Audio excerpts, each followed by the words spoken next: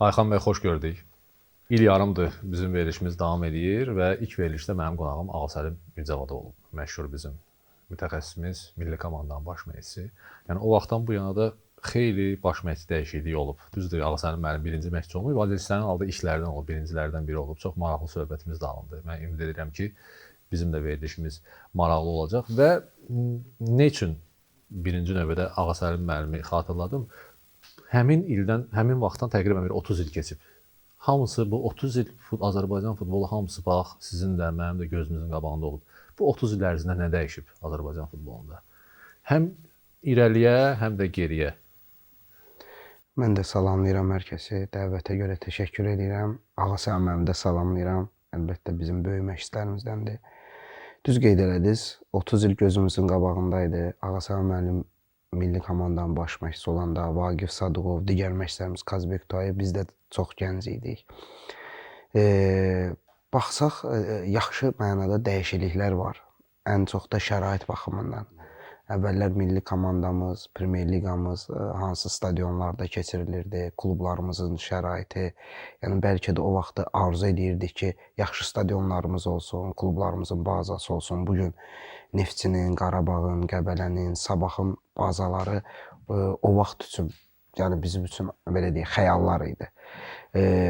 Bugün uşaq futbolunda düzdür, biz indi Avropa ölkələrinə baxanda razılaşmırıq, deyirik daha yaxşı olmalıdır. Amma 30 il əvvələ baxanda çox yaxşı şərait var. Biraz futbolçuların psixologiyasında fərqlidir. Məsəl üçün, o vaxtlar çox əzmkarlıq var idi. Şəraitsizlik də olsa, çətin də olsa, məsəl üçün, akademiyalarda elə olurdu ki, 2 top, 3 topla məşqlər keçirilirdi. Amma uşaqlarda istək çox idi. Məsələn, qarşılarına qoyurdular ki, mən futbolçu olmalıyam. O ağır yoldan keçməyi bacarırdılar. Məsələn, indi daha asandır. Amma baxırsan ki, o psixologiyada o 30 il ki, əvvəlki psixologiya ilə fərqlidir. Amma belə deyək də, bu da yəqin ki, müasir dövrün yanaşmasıdır. Tək bunu futbolla əlaqələndirməyək. Baxış dəyişilib. Biz də həmin illəri görürük, bu illərdə görürük, ona görə fərqi hiss eləyirik. Amma bugünkü gənclər onu hiss eləmir. Misal üçün, bəzən onlara misal çəkəndə biraz onlara qəribə gəlir. Amma dediyimiz kimi, o vaxtlar biz də aşağı yaş millilərdə oyunlara gedirdik. Misal üçün, bir formamız olurdu, ya 2 formamız olurdu. İndiki inzibatçı heyət olmurdu. Çox şeyi özümüz gördük. Yəni, bugün peşəkarlıq baxımından çox irəliləyik. Onda danışığınızdan belə çıxdı ki, vətənpərvərlik sanki biraz aşağı düşüb, yoxsa vətənpərvərlik məfhumu dəyişib? Yəni, anlayış bəlkə dəyişib, vətənpərvərlik tamamilə artıq başqa cür qəbul olunur. Yəni, biz düşündüyümüz kimi deyil. Orada da fərq var. Misal üçün, bəzən vətənpərvərlik, biz bu müharibə vaxtı gördük ki, necə vətənpərvərlik yüksəyə qalxdı. Bəlkə də təbliğatdan çox asılıdır, danışmaq lazımdır. Deməzdim ki, yoxdur. Çünki indiki bizim futbolçular var ki, məsələn, mən U21-də çalışanda daha gənc idilər. Misal üçün, orada o futbolçularla o söhbətlər olanda görürdün ki, ehtiyac var, istəyirlər və o vətənpərvərlik daha yüksəyə qalxır. Məncə, bunun təbliğat daim olmalıdır. Futbolçular anlamalıdır, ya gənclər anlamalıdır. Hansı ölkədə yaşayır, bayraq, hansı yollarla bu vətən qorunub. Çünki bəzən unudulur bunlar. Amma gələk onu imkan verməyək ki, unudulsun. Başqa ölkələrin komandaları ilə, milli komandalarla tez-tez oynayırsınız, görürsünüz. Yəni, eyni şeyləri, eyni sözləri, məsəl üçün, rəqiblər haqqında söyləmək olar. Onlarda da, məsəl üçün, dəyişib, bu ruh, bu anlayış, yoxsa bu tək bu Azərbaycana aiddir. Və yaxud da belə götürək də, keçmiş postsovet əsas dövlətlərini biz götürməliyik ki, çünki onlarda biraz anlayış dəyişib. Çünki bir ictimai quruluşdan başqa bir ictimai quruluşa keçiblər. Bəlkə də bu öz təsirini göstərir. Yəni, bunu necə ümumiyyətlə dəyərləndirmək olar? Yəni, onlarda da dəyişikliyi var son 20 il, 30 il ərzində, yoxsa elə bu dəyişiklik bizdə baş verir? Məncə, Avropanın böyük ölkələrinə baxsaq, orada digər ölkələrdən çox oyunçu var. Məsəl üçün, biz Fransa ilə oynayanda Səhv eləmirəmsə meydançada 2-3 fransız var idi. Digərləri bilirsiniz ki, digər ölkələrdən gəlib, amma orada böyüyüb. Amma onların o dövlət himnlərini oxumağı, o bayrağa yanaşmasını görəndə onlar özlərini bəlkə də fransızlardan daha belə istəkli görsənirdilər. Və görsənir ki, bunlar bu məktəbi yaxşı keçiblər. Belə deyək də, bəzi ölkələr var ki, misal üçün kiçik ölkələrlə biz oynayanda, yəni onlar o qədər də ciddi yanaşmırlar. Yəni nə mənada? Onlar qəbul ediblər özlərinin o futbol baxışını ki, yəni biz balaca ölkəyik, o qədər təzyiq yoxdur. Milli komanda məğlub olanda, yəni bunların üstünə çox da getmirlər. Amma bizdə həqiqətən çox təzyiq var. Məsəl üçün biz bunu qəbul eləmirik. Məsəl üçün biz nə qədər də desək, belə deyək, özümüzü tam qəbul eləmirik ki, məsələn, kiçik ölkələrə məğlub olanda ya milli komandamız ardıcıl məğlubiyyət olanda baskı çoxdur. Futbolçular bir tərəfdən yaxşıdır bu. Məsələn, futbolçular rahat olmur. Yəni bilirlər ki, bu yük böyük yükdür. Ona görə bir fərq var ki, bəzi ölkələr heç rahatdılar, çox rahatdır. Sanki bir gəldilər, oyun oynadılar, çıxdılar, getdilər. Yəni onlara baxsam, məsələn, San Marino ilə oynayırıq ya digər Malta ilə oynayırsa, bu ölkələrdə o baskı yoxdur. Bu mən deyərdim ki, bəlkə burada müəyyən qədər bəlkə də mətbuatın da təsiri var, hə? Ola bilər. Çünki məsələn biz Fransa ilə oynayanda orada Parisdə daha doğrusu deyirsiniz necə fransız futbolçular himn səslənəndə, bayraq göstəriləndə necə belə özlərini fransızlardan da artıq bəlkə də fransız kimi göstərirlər, vətənpərvər. Mən inanmıram ki, bu qeyri-təbii olsun. Yəqin ki, sadəcə oradakı tərbiyə, onların orada böyümələrini çox böyük. Ancaq özü də məsələ ondadır ki, yəni orada məsəl üçün meydanda olan futbolçular kənardan gəlmə fransızlardır da, fransalılardır da. Amma tribunadakılar demək olar ki, əksəriyyəti 90% parislilərdir, təmiz fransızlardır. Yəni onlar da onları çox yaxşı qəbul edir, isti qəbul edir. Və mən düşünürəm ki, hansısa biri orada himnə müəyyən qədər bir hörmətsizlik göstərsə, onlar da onu bilirlər. Yəni hörmətsizlik göstərsə, dərhal da bu tərəfin təzyiqi olacaq onlara. Və burada mətbuatın da önəmi, ona görə deyirəm ki, yəni mətbuat belə şeyləri gözdən buraxmaz. Yəni düşünürəm ki, burada sizin də dediyiniz kimi təbliğatın müəyyən köməyi, müəyyən rolu var. Və mən düşünürəm ki, mətbuat burada müəyyən rol oynayır özü. Yəni o futbolçuların vətənpərvər milli komanda formasını geyinində necə oynaması. Yəni bizdə bəlkə də bu hissədə biraz axsıyır. Yəni mən özümü də daxil edirəm ora mətbuata. Ola bilər. Yəni orada Fransada yaşayan, yəni gəlmə mən inanmıram ki, orada bu dəqiqə mətbuatda getsin ki, sən fransızsan, sən gəlməsən. O söhbətlər yoxdur ilk növbədə. Və onların arzusudur ki, Fransa yığmasında, böyük yığmada oynasınlar. Və onlar məktəblərdə, bilirsiniz də, məktəblərdə elə təbliğat gedir ki, onlar fransız kimi, düzdür, özlərinin hardan olduğunu inkar eləmirlər. Məsəl üçün, məşhur futbolçular var. Biri deyir, mən Kamerunluyam, biri deyir, Seneqallıyam. Elə olub ki, bir qardaşı digər ölkədə oynayır. Amma onu inkar eləmirlər. Amma məsəl üçün, orada heç vaxt onlar dillərində gətirməzlər ki, və həmişə arzu edirlər ki, bu mənim üçün şərəfdir, böyük ölkənin, Fransanın formasını geymək, ya İspaniyanın və ya digər olsun.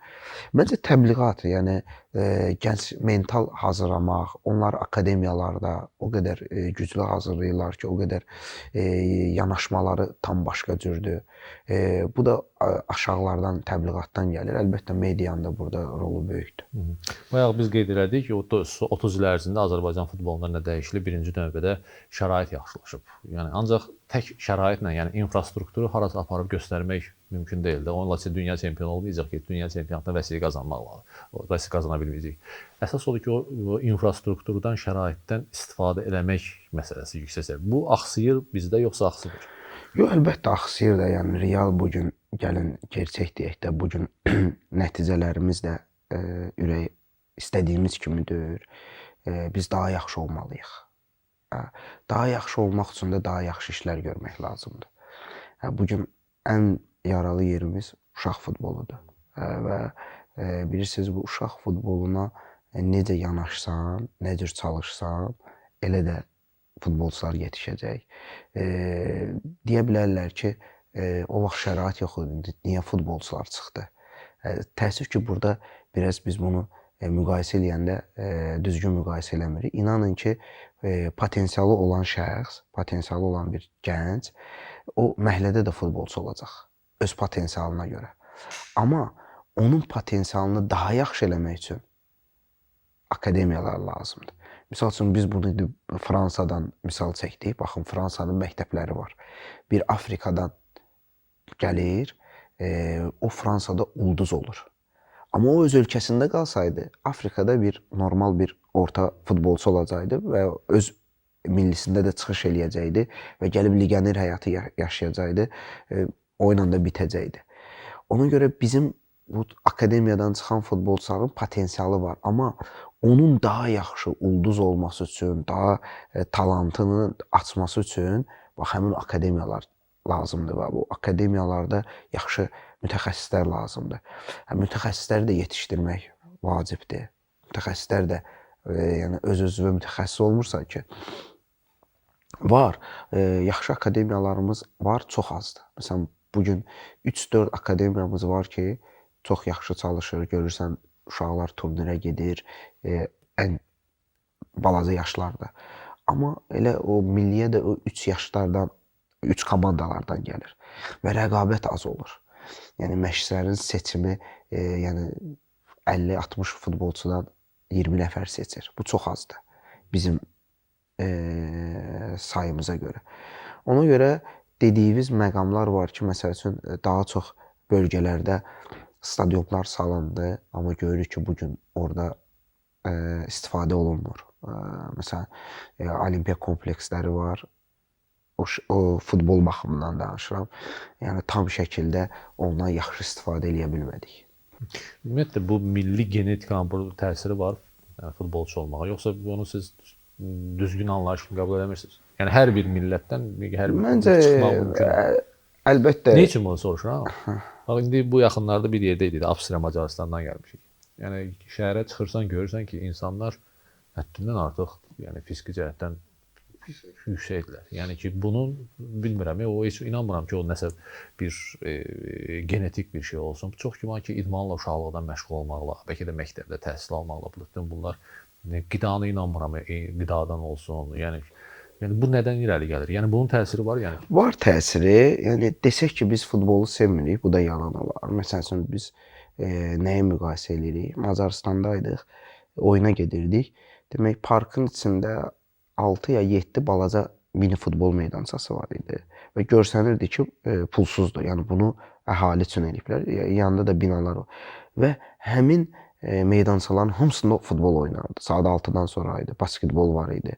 Və görsən idmanı sevirlər. Bizdə də məsələn axşam düzdür, bizdə pulludur bu futbol meydançaları, amma baxırsan pulluya da yəni insanlar çox həvəslə gedirlər. Belə deyək, hər həftədə 3 dəfə, 4 dəfə futbol oynamaq istəyirlər. Biz sevirik, yəni biz də sevirik, amma biraz o məsəl üçün necə deyə bilərsən ki, Almaniyada keçmişi ilə, yəni bunlarda həmişə futbolçular, ulduzlar çıxıb, Argentinanı götür, Braziliyanı götür. Yəni bunlar biraz fərqlidir bizdən, amma indiki müasir vaxtda görürük ki, futbol olmayan ölkələrdə belə futbol irəliyə gedib. Demək ki, hansısa bir yerdən başlayıblar çalışmağa. Demək ki, biz daha yaxşı çalışıb, daha yaxşı ola bilərik. Yəqin ki, mən bu öz şəxsi düşüncəmdə biz sadəcə olaraq düzgün bəlkə də istiqamətləndirmirik istedadları. Çünki uşaqlarda istedad var, gəlirlər futbola, oynayırlar. Sonra sanki bir 13-14 yaşından sonra onlar futbolçu olmaq istəyi artıq onlarda azalır. Ya elm dalı savadlılar, elm dalıcan gedir, savadlı olmayanlar da ki, əsas çünki istedadlılar ilə savadlı olanlardır. Yəni futbolçu birinci növbədə heç onun beyin işləməlidir, baş işləməlidir. Yəni bu sözsüz bu belə olmalıdır. Yəni bəlkə də biz düzgün istiqamətləndirmirik. Stimul yoxdur futbolçu olmaq üçün Azərbaycanda. Belədir yoxsa belədir. Yəni futbolçu tutaq ki, bir valideyndir, atası və anadır. Deyir ki, mən o gedib futbolçu oldu, nə olacaqsan ki, məsələn Azərbaycanda. Bu baxış önəmlidir.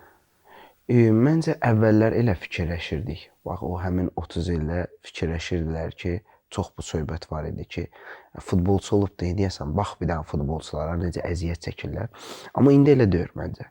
Məncə çox valideyn istəyir ki, futbolçu olsun övladı. İndi bir çox hərdən mən də akademiyada çalışmışam. İnan valideyn uşaqdan daha çox istəyirdi. Uşaq futbola gəlmək istəmir, amma valideyn onu məcbur eləyir ki, sən futbola get, futbolçu olmalısan, amma görürsən ki, uşağın potensialı yoxdur. İndi o dediyimiz məqamlara baxsaq, belə deyək də, valideynlər uşaqları yönətməyə çalışırlar.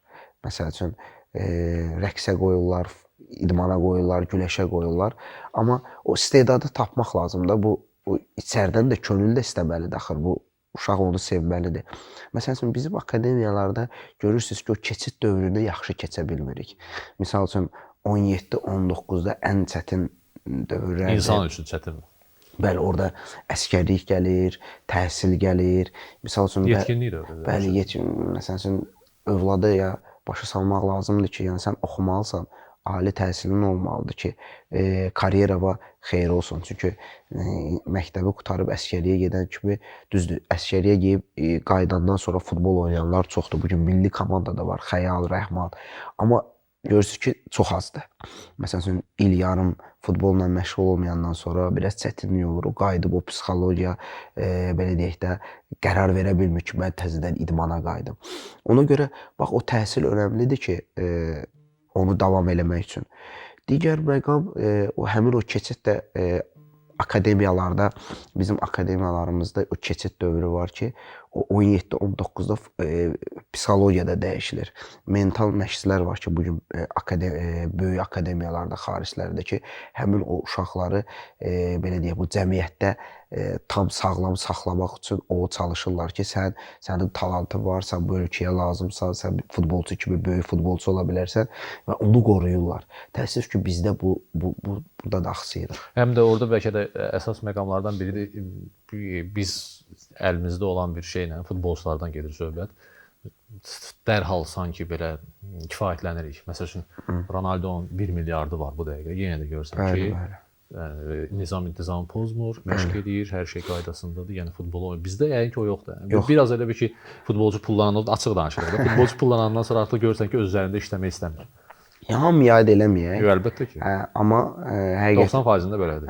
Həqiqətən də o boşluq var. Bəzən misal üçün xarici transferlər gəlir. Məsələn, futbolçularımız gedir, orada görürsüz ki, çətinlik çəkirlər də. Görürsən, rəqabət böyükdür. Bəzən də ruh düşkünlüyü alınır. Tez qayıdırlar ölkəyə. Əlbəttə, bugün Ronaldo'nun nəyi yoxdur ki? Amma o dünyada rekordları istəyir ki, bunun adı ilə bilir ki, yəni futbol karyerası çox qısadır və həmişə bu xatırlansın. Bugün baxın, dahi futbolçular var ki, biz onları xatırlayırıq. Nəyinə görə? Onun o rekord dünya çempionu olduğuna görə, qol sayı, 4 qat dünya çempionu, 4 qat Avropa çempionu. O gözü xatırlanır. Məncə məqsəd də, yəni bax, bu mental qarşıva qoyulan məqsəddir ki, biz burada da bax, o futbolçularımız o akademiyalarda o təhsili, o belə deyək, o anlayış olmalıdır ki, dayanmaq lazımdır. Yəni bu qısa karyeranda maksimuma çatmalısan. Yəni onlar var. Xarici futbolçulardan söz düşdü. Yəni ki, bilirik ki, bu həmişə mübahisə doğuran mövzulardan biri legioner məsələsidir. Biri deyir ki, legioner limiti olmalıdır, biri deyir ki, olmamalıdır. Mən düşünürəm ki, yəni hər şey sərbəst, azad rəqabət daha olsa daha yaxşıdır. Ancaq müəyyən əlbəttə ki, limitlərə də ehtiyac var. Bütün ölkələrdə demir, əksər ölkələrdə yəni müəyyən limitlər var. Baxır, keyfiyyətsiz malın gəlməməsi üçün. Yəni bu ticarətə də aiddir. Yəni bu tək futbolda deyil. Siz həm milli komandanın baş məşqçisiniz, həm də klub komandasının başçısınız. Bu həmişə düşüncələr fərqli olub. Milli komandanın məşqçiləri bütün dünyada deyiblər ki, limiti olmalıdır ki, bizim futbolçular oynasın. Klubun məşqçiləri deyiblər ki, yox, mən nəticə qazanmaq istəyirəmsə, niyə mən məsəl üçün zəif futbolçunu meydana salmalıyam da, elə ondan eyni qiymətdə olan daha yaxşısını salaram. Bu məsələdə tutaq ki, legioner limitindən mən indi sual versən, hansı təfəkkür irəlidə olur? Milli komandanın baş məşqçisi yoxsa klubun baş məşqçisi? Yaxşı sualdır. Baxın, mən keçən mövsüm Şamaxıda, yəni 2 mövsüm Şamaxıda çalışdım. Mən yerli oyuncu transfer eləməkdə çox çətinlik çəkirdim.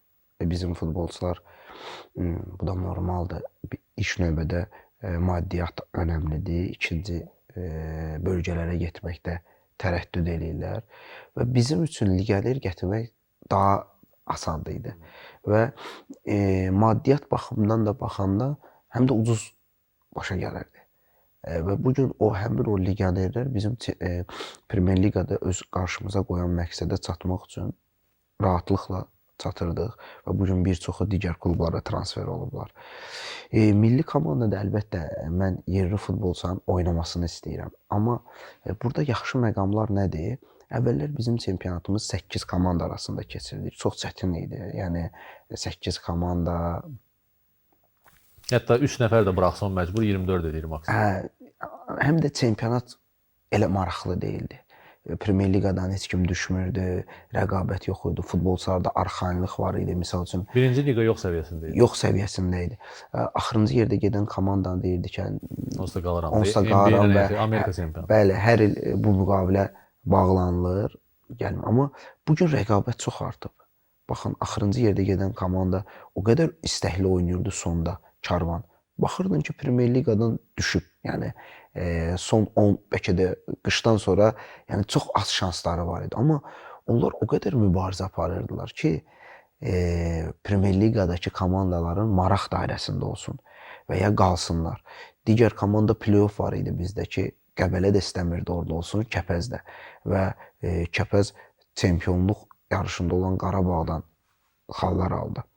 Yəni rəqabət artıb bizim çempionatımızda. Bu gün 12 komandadır. Mən tərəfdar olaram ki, 14 komandalıq, 16 komandalıq olsun və heç limit də, yəni futbolçulara ehtiyac olacaq. Bu gün baxırıq Şafa gəlib 1-ci liqadan Premyer Liqaya transferlərə baxıram. İlk transferlər yerlilər oldu.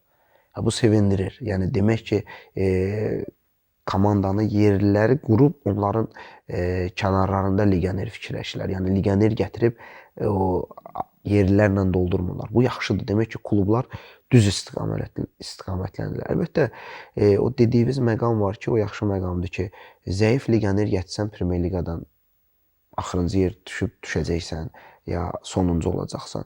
Yəni bu gün bizim yerli futbolçular var ki, məsələn mən Emin Səfərovu qeyd edə bilərəm ki, Neftçidə onun rəqabət apardığı legionerlərdir, amma Emin Səfərov qalib gəldi. Demək ki, o çalışdı. Demək ki, o demək deyir ki, sənin legioner varsa sən uduzacaqsan. Gələk orada da biz mübarizə aparaq ki, mübarizə aparsın ki, mən oynamaq istəyirəm. Güclü olsan inanmıram ki, səni məşqçi 1 oyun, 2 oyun, 3 oyun belə deyək də heyətə buraxmaz. Ya səni buraxırsa heyətə, sən orada özünü sübut eləsən, heç kim sənin qabağını almayacaq. Ola bilər rəqabətdə biraz çətinlik çəkirik, amma mən istəyərdim ki, komanda sayı artsın və yerli futbolçular da çox oynasınlar. Şəfadan danışdınız. Özünüz də vaxt ikən Şəfada oynamışsınız da. Ondan da əvvəl Xəzri Buzonu var. Bəli. Şəfa artıq dönüb Azərbaycan futboluna. Xəzri Buzona dönə bilər yoxsa? Yəni nə etmək olar ki, Xəzri Buzona da olsun, digərləri də olsun? İnanın bu mövzunu bu yaxın zamanlarda danışırdıq. Aftan Raciyevlə bilirsiniz də biz ikimiz də oradan çıxmışıq. Və Sporting Buzona yaranıb, amma belə tam da uyğun deyil də. Sporting deyəndə Portuqaliya gəlir. Portuqaliya gəlir. İnanın ki, bizim kəndlər var ki, orada çox yaxşı futbolçular çıxırdı. Baxsaq da adlı sanını indi saymayaq. Yəni bizim kəndlərdə də akademiyalar olmalıdır. Yəni bu Bakı kəndlərdə gedir və onlardan yəqin ki, inciməzlər, ən yaxşısı Buzona idi. Yəni həmişə komanda olub. Sırf akademiyaya görə gelmişsiniz futbola, onda belə çıxır. Yoxsa mən bəli, orada akademiya olduğuna görə belə deyək. Yəni olmasaydı bu gün olmayacaqdı. Məsələn, bizim sinifdə oturmuşduq, bir də gördük qapı döyüldü, məşqçi gəldi, İlham Qurbanov. Yəni bilirsiniz indi də çalışır, bizim ilk məşqçimiz olub. Dedi ki, biz 3-cü, 4-cü sinifdə oxuyurduq. Bəs futbol var. Kim istəyirsə yoxlanışa gələ bilər. Biz də yəni o gəlməsəydi sinifə məktəbləri gəzirdi. Bu zonada da belə deyək də səhv eləmirəmsə 4 məktəb var, 4 məktəb. Bir də gördük sabahsı bir 40-50 uşaq gəldi. Yavaş-yavaş 15 uşaq qaldı. Yəni o demirdilər gəlmə, amma bəzən belə deyək də o sinifdə mən də gələcəm, uşaqlıqdır da, amma o istək, o arzu o bizim özümüzdə gəlirdi. Və elə başladıq. Yəni başladıq bizdə qonşu kəndlərdən Məşdağadan da var idi, Binədən də var idi, Mərdəkandan da var idi və biz həmin o liqada o vaxtı Bakı çempionatı keçirilirdi. Biz həmin liqalarda çıxış eləyirdik. Bu gün onları eləmək olar. Çünki inanın ki, məhəllələr arası çempionat keçirilirdi. Bilirsiniz necə mübarizə var idi, necə istək var idi. Bəlkə o vaxt üçün uşaqlar üçün bu oyunlar çox yox idi. Sırf ondan da ola bilər. İndi görürsüz ki, Biraz bugün həm də oynamağa yer də yoxdur ya. həm yerdə yoxdur, həm də Çünki yerlərin hamısında bina tikirlər. Ona görə yəni yerdə yoxdur. Biraz Oynamağa. gənclərin də həm də biraz bir bəli, istəyi biraz məsələn bu PlayStation oyunlar, digər oyunlar, evdə otursun telefonla biraz dəyişib. Ancaq bax siz bayaq da qeyd etdiniz. Bax deyirdiniz ki, xaricdə getdiniz, o futbolun hamısında meydançalarında o futbolçular oynayırlar. Məsəl üçün bu yaxınlarda mən oxudum hələ Fabregas. Yəni bir ki, Komanı hardan hara gətirdilər bu məşqçi.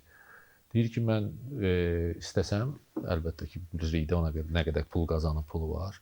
Mən də deyir öz qızıma deyir telefon ala bilərdim, ancaq 16 yaşına qədər mən öz qızıma deyir telefon almıram. Çünki istəyirəm ki, heç olmasa insan biraz insanlarla normal ünsiyyətdə olsun da, insan kimi ünsiyyətdə olsun. Yəni ata ilə ana bir-birlərinə və yaxud da qız bir-birlərinə yazmasınlar da.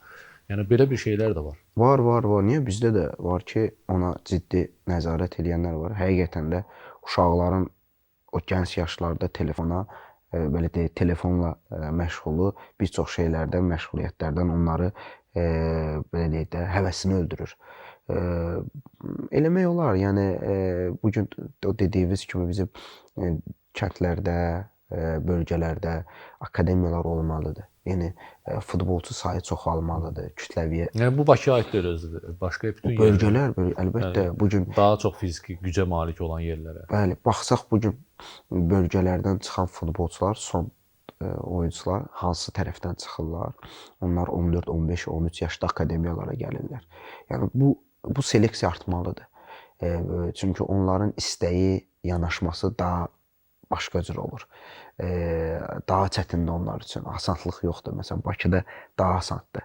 Maşınla getmək, məşqə, hər bir sənin üçün 4-5 ayaqqabın. Amma görürsən ki, bölgələrdə onlarda belə deyək, necə deyək, o olmur və onun arzusundadırlar, onun istəyindədirlər. Çətinliyə dözə bilirlər. Ona görə futbolçu olmaq çox çətindir. O 4-cü sinifdə deyirsiz gəldi bizə tapdılar. Orada 4-cü sinifə qədər futbol sevgisi var idi, futbol anlayışı var idi, yoxsa elə bir Məhəllədə dəqiqə hər oturmuş? gün. Məhəllədə hər gün. Yəni ona görə deyirəm ki, həyat futbolundan çıxıb. Bəli. Vacib şeydir. Yəni mən topsuz olmuyor. Həmişə topum olub da, bilirsiniz, istəmişəm top. Ona deyirəm də, o gələk indi bizdə çox var. Valideyn istəyir, yaxınlar da var da. Deyir istəyirəm övladım futbolçu olsun, amma övlad həftədə 2 dəfə gedib məşq eləməklə futbolçu. Yox, olmur. Həyətdə heç olmasa ən azından hər gün 1-2 saat bunu oynamaq lazım. Gələk uşağın özü çox istəsin və onda talant olsun. Olur. Məsəl üçün bizim özümüzdə də yəni hamımız talantlı deyildik ki, məsələn elə olurdu ki, biz istəyimizlə o belə deyək də onun öhdəsindən gəlirdi. Amma o qədər talantlı futbolçular var idi ki, onlar istəmədi. Yəni çox talant idilər də. Yəni baxırdın ki, hər şey var idi bunda. Bəlkə də biz olurdu, bizim komandada elə oyunçular var idi ki, inanın ki, məşqə gəlmirdilər. Yəni biz onu oyuna aparmaq üçün indi o vaxtda 14-15 uşaq idik də, gəlib yalvarırdıq ki, yəni gəl sabah bizim çətin oyunumuz var, gedək oyna bu oyuna. Gəlirdi o məşq eləməyə hamıdan yaxşı oynayırdı. Düzdür, o uşaq futbolu idi. Amma gördün ki, o gəldi 17-18-ə çatdı, dedi, yox bu mənlikdir, mənim başqa həvəsim var. Bax, bunlar önəmlidir. Bunlar akademiyalarda bunu futbolçuları bəlkə də fikrindən daşındırmaq olar. Bugün milli komandanın baş məşqçisi kimi Ayxan Abbasov və Kəpəzin baş məşqçisi kimi yəni mən sadəcə olaraq düzdür bunu çətindir cavab vermək. Nə qədər baş məşqçi kimi modernləşib, yəni dünyanın ən belə qabaqcıl baş məşqçiləri kimi. Yəni nə üçün mən bunu soruşuram? Bizdə biraz da sanki bu ən yaxşılardan, ən belə modern, artıq belə deyək də məşq üslubu ilə kənarda qalma var. Sanki biraz geridə qalmışıq onlardan. Bugün ümumiyyətlə axtarışlar nə səviyyədədir? Yəni bugün Ayxan Abbasov hansı səviyyədə moderndir baş məşqçi kimi? Yəni nədən süni intellektdən məsəl üçün bu gün istifadə olunur sizdə yoxsa yox? Məsəl üçün. Yəni bir şey deyim, bu gün bizim bəzi məşqçilərimiz var ki, yəni Azərbaycanlı, yəni bunu həmin bu kurslar deyək, seminarlar deyək, ya bizim bu toplantılar olur, fikir mübadiləsi aparılır və ya xarici məşqçilərin gəlib Azərbaycan çempionatına çalışanlara baxırıq, onların iş metodlarından fərqlər baxırıq. Yəni biz geridə qalmırıq da, yəni deyərdim ki, üstünük. Hə, düzdür, indi hamıya şamil deyil əlbəttə, amma bizim çox yaxşı məşqçilərimiz var və misal üçün gördükləri işə baxsaq, bu Premyer Liqadan götürsək, çox çətin vəziyyətdə çalışan məşqçilər var. Məsəl üçün hansısa bir legioner məşqçi gəlib o işin öhdəsindən gələ bilməz. Ola bilər burada mental da yanaşma var ki, bu ölkənin mentalını daha yaxşı bələdiyik və bəlkə də biz də hansısa bir ölkədə gedib belə rahatlıqla çalışa bilmərik. Amma üzərində çalışan məşqçilər var, daim axtarışda olan məşqçilər var. Məşqçilik elədir ki, hər gün öyrənirsən. Hər gün bir sitasiyaya düşürsən. Yəni bəlkə də 20 il sənin təcrübən olar, amma 20 ildən sonra elə bir sitasiyaya düşərsən ki, fikirləşərsən ki, mən burada nə edeyim? Ona görə mən hər şeyi bilirəm, elə bir söhbət yoxdur. Milli komanda daha böyük təcrübədir, daha böyük yükdür. İnanın ki, orada 10 gün olanda elə bilirsən ki, bir 6 ay çalışırsan. Və bu son toplanışımızda inanın ki, böyük bir təcrübə oldu bizim üçün. Yoldaşlıq görüşü idi. Biz indi həm yoldaşlıq görüşünü fikirləşirik, həm qarşıdan gələn rəsmi oyunları fikirləşirik və həmişə bu oyunçuları yoxlanış, yəni belə deyək, bunları izləməlisən. Bunlar sənin necə inkişaf eləyir, sənə nə qədər kömək eləyəcək. Bunları hər gün fikirləşirsən. Klub tam başqadır. Klub bir komandanı götürürsən, onları tam formada saxlamalısan. Həftəlik oyunlar var, oyundan oyuna rəqibləri təhlil eləyirsən və bir də görürsən ki, oyun getmir, hansısa zədələr olur, onun yerinə oyunçun yoxdur. Amma milli komandada biraz fərqlidir ki, məsəl üçün kimsə zədələndə sənin rahat seçimin var ki, digər oyunçunu çağırasan. Ona görə biz də üzərimizdə çalışırıq. Əlbəttə ayaqlaşmaq istəyirik müasirlə. Nələr çıxır, məsələn, yeni texniki avadanlıqlar olur, tez bir zamanda bunu araşdırırıq, biz də istəyirik. Ümumiyyətlə onların köməyi olur. Əlbəttə. Yoxsa elə əvvəlki qədim üslub məsələn daha yaxşı? Yox. Bugün baxın, futbolçuların bir məşqdə nə qədər hərəkət eləməsi, bunun hamısı kontrolda olur. GPS sistemi var. Məşqi həm drone-la çəkirik, həm bu kamera ilə çəkirib məşqdən sonra bunu müzakirə edirik. Həmin o epizodlara baxırıq. Bu necə alındı? Bu futbolçu burada neynədir? Yəni bu sən iş başındasan. Yəni məşq qurtarır, məşqçi dincəlmir də. Yəni sabahki məşqə, sabahki oyun ola bilər. Ya standart vəziyyətlər çalışırsan, sən buna baxırsan ki, alındı, alınmadı. Orada rəqibin təhlili müasir avadanlıqlarla rəqibi təhlil edib, futbolçuları göstərirsən, o boşluqları işarələyirsən. Yəni çox şeylər var. Yəni deyə bilməzsən ki, bunlara ehtiyac yoxdur. Çünki bunlar futbolçulara və məşqçilərə kömək eləyən vasitədir. Ümumiyyətlə bu həm milli komandanın heyətindən də klubda mənim üçün maraqlıdır. Hansısa bir futbolçunun gəlib sizə məsləhət verdiyi olur? Yəni çünki o oyunun içindədir o. Məsələn, deyə bilir ki, bunu belə eləsək daha yaxşı olar. Var elə bizdə futbolçular. Bilirsiniz, burada yenə məşqçinin yanaşmasından... Siz yəqin ki, açıqsınız da buna icazə verərsiniz. Yox, əlbəttə. Mən klubda da, millidə də futbolçularla individual çox danışırıq. Məsləhət yox. Məsəl üçün, futbolçuların da fikirləri olur. Misal üçün, epizod olur ki, misal üçün, biz birinci hissə qutaran kimi birinci hissədə olan epizodları tam hardasa bir 5 dəqiqə futbolçulara göstəririk. Misal üçün, bəzən futbolçu özündə başqa cür fikirləşir. Amma o videonu görəndən sonra deyir, düzdür, burada çatmadım. Amma inanın, o video olmasaydı futbolçu tam başqa fikirdə olacaqdı. Ya məsəl üçün, epizod olur ki, o mənə deyir, pas verməli idi. O o an o fikirləşir ki, o açılıb. Amma o epizodu görəndən sonra görür ki, yox, o ona pas verə bilməz, mümkün deyil. Ona görə futbolçular çox nadir hallarda olur ki, isti-isti o fikirləşdiyi, belə deyək də, düz fikirləşsin. Çox vaxt epizoda görə fikirləşir, amma oyundan sonra fikirlər fərqli ola bilər. Amma təcrübəli futbolçular var ki, oyunun içində düzgün qərarlar verirlər. Məsəl üçün görürsən ki, komanda yoldaşına düzgün onu yönəldə bilir. Yəni bu futbolçularımız çoxdur. Klublarda məsəl üçün bizim Şamaxıda qapıçımız Ricardo var idi ki, çox danışırdı. Amma o lazım idi bizə. İnanın ki, komanda elə olurdu ki, belə deyək də görürdün ki, yüngül yatışma var komandada.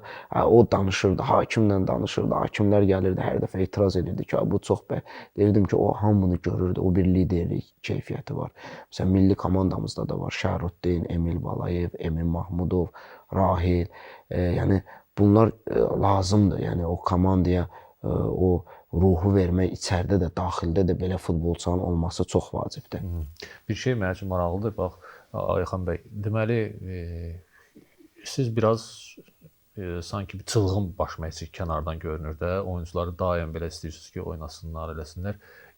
Yəni əlinizdə olan materiala görədir bu, yoxsa məsəl üçün futbolçular özləri bacarıqlı olsalar, ustalıq səviyyəsi yüksək olsa, Ayxan Abbasov tamamilə başqa bir məşqçi olar?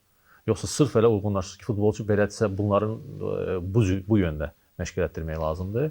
Əgər başqa səpkidə, başqa səviyyədə futbolçu olsa, tamam başqa bir oyun oynayar Azərbaycan millisi və yaxud da klubun özü. Yox, əlbəttə oyunçuların keyfiyyəti nə qədər yüksək olsa, biz məşqçilərin istədiyi daha yaxşı alınacaq. Bu realdır. Yəni istədiyinizi dəyişə bilərsiniz üslubu. Yəni üslub eynidir, yəni istəyimiz var, amma o dediyim kimi, misal üçün Turan Tovuzda bir misal çəkim. Turan Tovuzun 1-ci ili idi. 2-ci ildə bir Aleksey Rananı transfer elədik. Hər kəs gəlir deyir ki, bu il daha yaxşı oynayırsınız. Deyirəm ki, keçən il də bunu istəyirdik. Prosta keçən il Aleksey Ranamız yox idi, Alex Souzamız yox idi, Otoconumuz yox idi. Misal çəkirəm.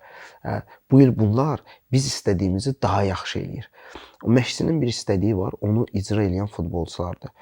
O digər suala, o çılğınlıq, o yəqin ki, xarakterdən irəli gəlir. Bəzən oyun... Yəni bəlkə sakit olsaz onlar da oynamazlar, ona görə soruşuram. Olur, məsələn, olur ki, bəzən oyun olur ki, sakit dururuq. Bəzən oyun olur ki, biz də oynamalıyıq. Yəni biz məşqçilik... Yəni bugün bu komanda ilə görə özün də oynayasan. Əlbəttə, yəni bunu demək istəyirəm. Məncə bugün milli komandamızın ən üstün cəhəti istəkdir. Bəlkə bu istəyimiz olmasaydı, biz bu son oyunların hamısında böyük hesabla məğlub olacaqdıq. Və ya o qalib gəldiyimiz kiçik komandaları qalib gələ bilməyəcəyik. Heç olmasa ustalığı biraz kompensasiya eləmək üçün. Əlbəttə, bəzən o ustalıq aşağıdırsa, onu istəklə belə deyə örtbastlıq eləməliyik. İstəksiz də olmur.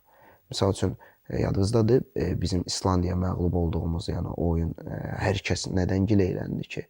Yəni sanki futbolçular oynamaq istəmirdi, istəyi yox idi.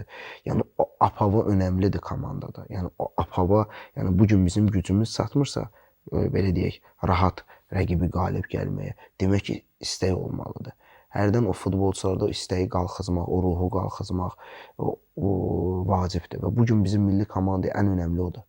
Hərdən deyirlər, istək nə qədər olacaq? Yəni bu gün reallıq da var da. Bu gün biz istəkli olmasaydıq, Fransa böyük hesabla məğlub olacaqdıq. Bugün istəkli olmasaydıq, İslandiya ilə 5-0 məğlubdan sonra gəlib evdə udmağı fikirləşirik. Bu əladır. Ukrayna son anda məğlub olduq burada. Bərabəriyə qaldıq. Yəni bu komandalar niyə misal çəkirəm? Son oyunları, yəni futbolçuların o fikri dəyişdi. Yəni 5-0 məğlub olduğu istəksiz gəlib 3 gün sonra, 4 gün sonra evdə Ukrayna ilə bərabərə qalmaq və necə bərabərə qalmaq? Yəni futbolçular o qədər istədi.